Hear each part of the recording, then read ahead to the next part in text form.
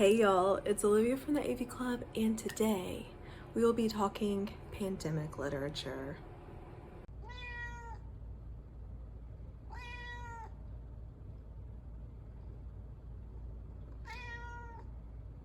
So, I didn't really have any skin in this game, but I've heard people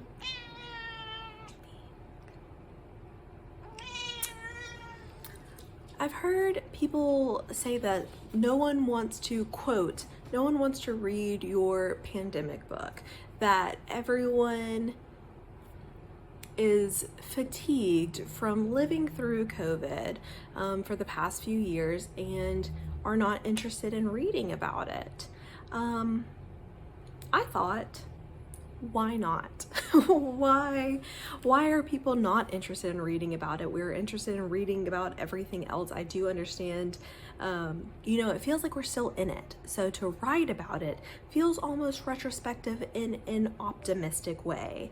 And I really didn't have like a take on this until just I happened to read two books back to back during August, not October yet, during August that were about the pandemic. The first being Delphi by Clare Pollard, which is literary fiction, and the other is Cradleland of Parasites by Sara Tantlinger, which is actually a collection of horror poetry, which was a new concept to me.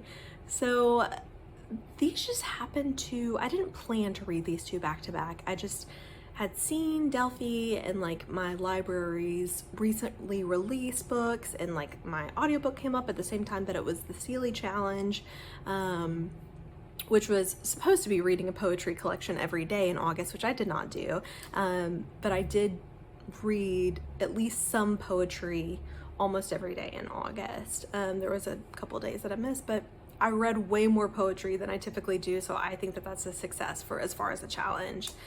And I really didn't know what to expect. I knew that Delphi was about COVID, but I had not heard anyone talk about it. I just had like seen it at the library, and it was a short book, and I thought, why not? Let's try it out. And I was pleasantly surprised by this one. I don't know, I had no expectation. So was I surprised? Debatable. But this book follows a woman who is a mother and a wife, and she is a historian of classic Greek classical literature. And so I was really interested in the structure of this book. The structure of this book is laid out so chapter by chapter she's looking at a method of divination throughout time. So maybe it's like the study of bones to see the future, or the study of astrology, or the study of turtle shells. It was like every single chapter there was a different aspect of like how we seek to predict the future, which I found very interesting. And that way it reminded me kind of In the Dream House by Carmen Machado, just like that it had that interesting structure where it's like, okay, well, we're gonna take this viewpoint, and it's not a chapter about divination, but having that as kind of like the mood setter, in the same way that like In the Dream House has like each genre or trope that it's looking at each part of the story through. So it's moving chronologically, but it has these different tones and aspects that it wants you to use to interpret what you are reading. So the structure was really cool, and I think the highlight of the book. This was my first book to read about COVID. I remember like, seeing brief glimpses of like reference in nonfiction to COVID, but this was the first work of fiction that I've read from about the entire experience of lockdown. This is a British book, so it's like it's in London during that lockdown, which is, somewhat similar to American lockdown, except for not. I don't live in like a big city, so it was a little bit different for me in, how it felt to, like, I felt like I was able to go outside. Like, that wasn't, not going outside with people, but, it's just like I have open areas around me. I have access to farms. I have access to, local parks, and, like, the claustrophobia wasn't really like an issue with me, along with that I'm an essential worker and I had to work throughout it. So things did not feel like as claustrophobic for me, but you definitely feel that in this novel, that it's set with this the woman and her husband and her son, and they're like locked in at home, and it covers the whole run up until like really, like this past year has been a little bit more typical in terms of like schools being fully open and like not having to do stuff online and being expected to do stuff in person. Not saying that this is like how it should be, but just like this is how it is now, that people expect you to be back in person. So there was like this like overwhelming claustrophobia to it. So it starts from the beginning of the pandemic where people are like, is this going to be a problem for us? Like, I'm hearing about this thing happening.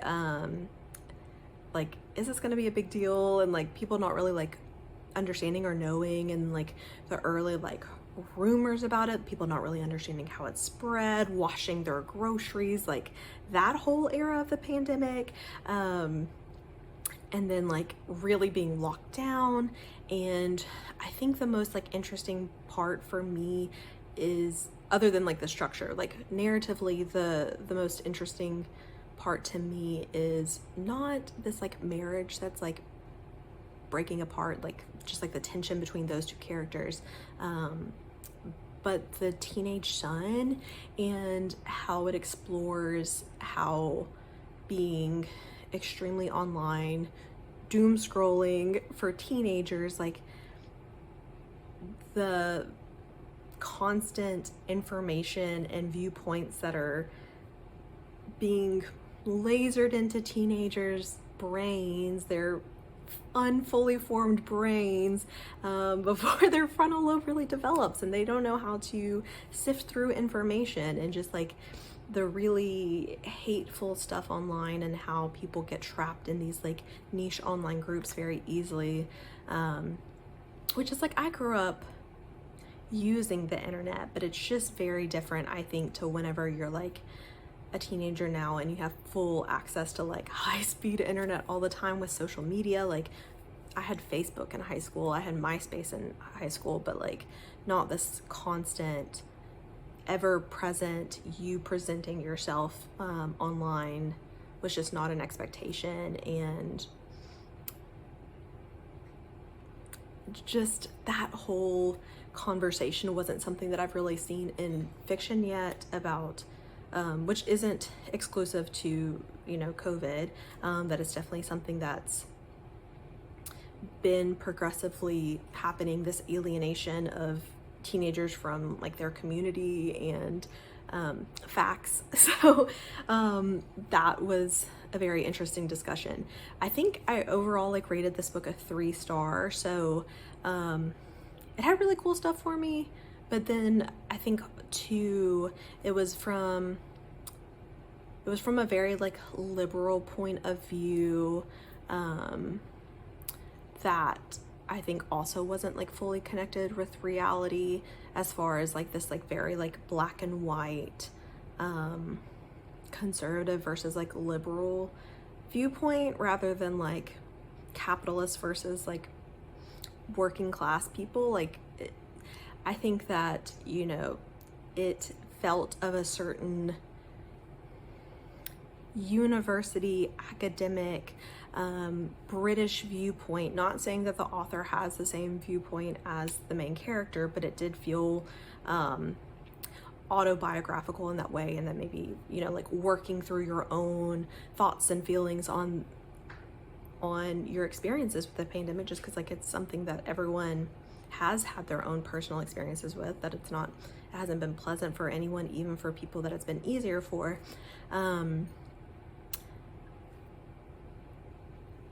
I just couldn't fully love it because it wasn't like, it didn't feel like a critique of that very liberal, higher class like viewpoint. So it was good, not great for me. But I will say it didn't make me feel like there shouldn't be, you know, books about fiction written during the time of COVID.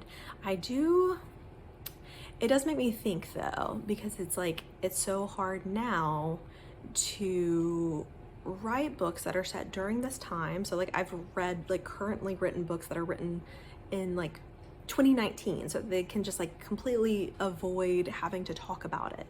But it reminds me too of gosh, I don't remember his name off the top of my head, but David something, who wrote The Uninhabitable Earth. Like he had this whole essay on how we're continuing to write stories and fiction that are going to ignore the fact that we're going through climate change, and that it's going to become increasingly unavoidable to have natural disasters, or the fact that it's like not hospitable in a lot of places of the world already to live because of climate change. Like are you going to be reading a romantic comedy and, you know, they have to mention that there's increasing hurricanes or flooding or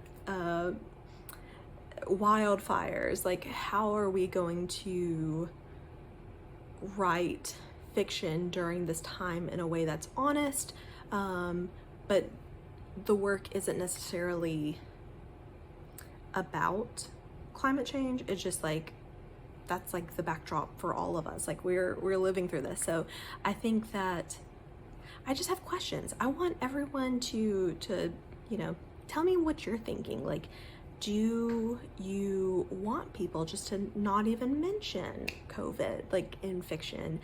Do you want it to like be set in that golden period 2019 before, and you don't even have to talk about it, but it's like basically the same stuff we have now? I think that there's careful timing in a lot of like fiction, even thinking about like in a lot of horror movies, they're set before like the advent of, you know, cell phones always on, so that they don't even have to like talk about the fact that they could be texting, or they don't have to like explain why they aren't texting and calling people. So what is the right thing here? I don't know. On to the next read was Cradeland of Parasites. This, to my understanding, was going to be exclusively about the Black Plague, but that's not the case. It actually goes through like a lot of plagues throughout time. There are some poems that seem to allude to COVID, and it was released in late 2020. But I did note that that there was like a thing that was saying one of these poems was originally published in 2018. So it's not like this author was like, oh, you know what I can cash in on? There's a plague right now and I'm gonna write a book about plagues. Like, it was clearly something that was already interesting to her. Otherwise, I think that would strike me like a little bit odd. Like, I don't know, that wouldn't be my place to judge anyway, because it's like we all cope in our own ways. But it all just goes to say like that this was being written prior to COVID. How do I feel about horror poetry? I don't know. What do I pick up poetry hoping to find?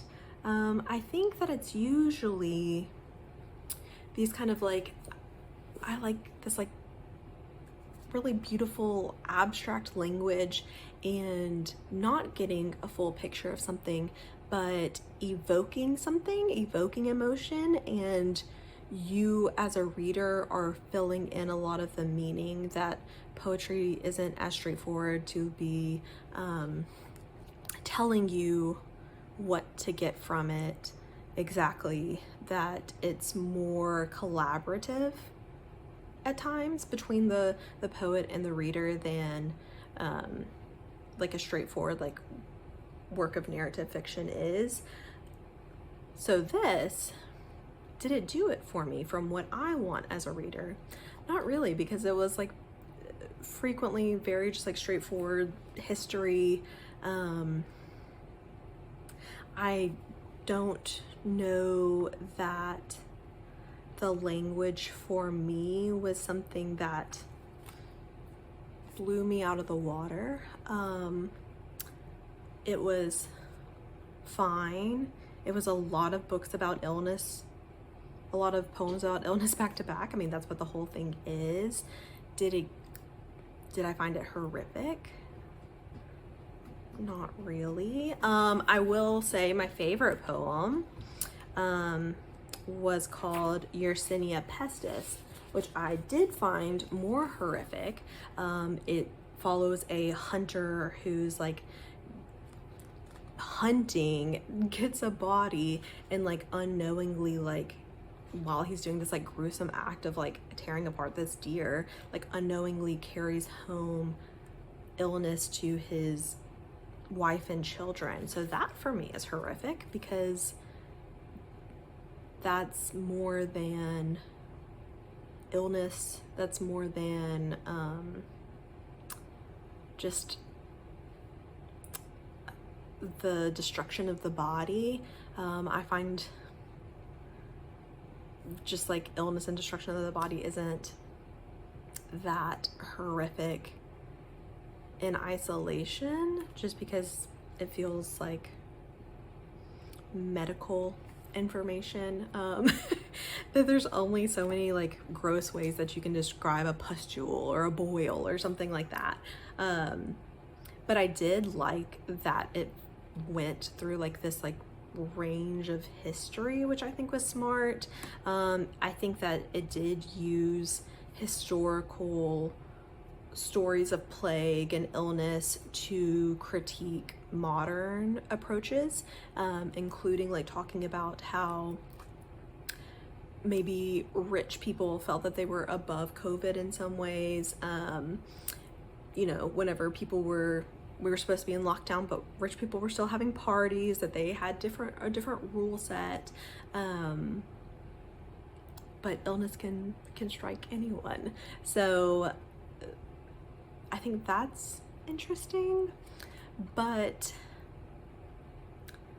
didn't upset me to, I mean, and I'm reading these in 2022. It's not like I'm reading these in 2020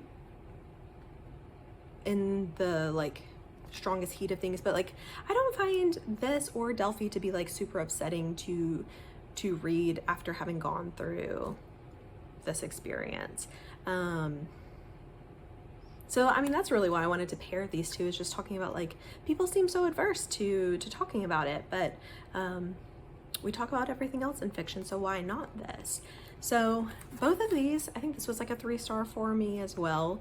Neither one was something that I loved, but neither one was something that I was adverse to, that I would read more pandemic fiction. I don't know that I've read like too much more. I read Station 11 in 2020 and I didn't care about it. I think that other plague stories I've read or watched end up being like zombie stories, and I don't really care about zombies either. I just find like the destruction of the body is not something that really interests me, and I think that it has to have like some additional layer of critique on top of it to be something that I find super interesting. But all that being said, if you're interested in plague specifically maybe picked this up, but also, have you read any other horror poetry? Is this something that exists other than this? This was sent to me in like a Nightworms box, so it wasn't something that I had like specifically picked out to read. And I don't know that I would have, just because what is horror poetry? I think I get the same kind of feeling of like lyricism from something like Victor Laval, or maybe like Stephen Graham Jones, who has like this very abstract language style that does let you fill in the blanks. Like, I think that I get that poetry feeling from them. But have you read any horror poetry? Do you have any recommendations for me? What do you think it offers that a book does not? And I think that's all for today. Please let me know if you have any answers to the questions that I've posed. I feel like people are still like shy to talk about this in an abstracted sense of like how we talk about things that are currently going on, things that are still very actively devastating people. I'm saying, like, you know, I'm doing this in 2022, it's not in the heat of things, but like it really is. Like, people are still dying each week from this, and it's not over. And so like I can see like why that would be frustrating for people to like be writing about these things and almost feeling retrospective about it whenever it is something that's still ongoing. But it's been 2 years. So I think that we have to write about things even if we don't find a finishing point. And I don't think that this is going to be, I think this is going to be something that's increasingly an issue, to like want to talk about hard things without having the sense that like we've closed that chapter and like, wow, wasn't that hard, but we've moved on now. Because like I was saying, like I find this like similar to talk about as climate change, that people are writing about climate change and things are only getting worse. So it's like we're only able to write from a certain point in time, that we're never going to be able to write about these things fully retrospectively. So tell me, like, why do you not want to read books about this? Is it something like that, or is there something else that I'm missing? But thank you for joining me today for talking about these two works. And if you have any recommendations for me about with pandemic literature that maybe will do something above and beyond for me, please let me know. But I will talk to y'all again soon. Bye bye.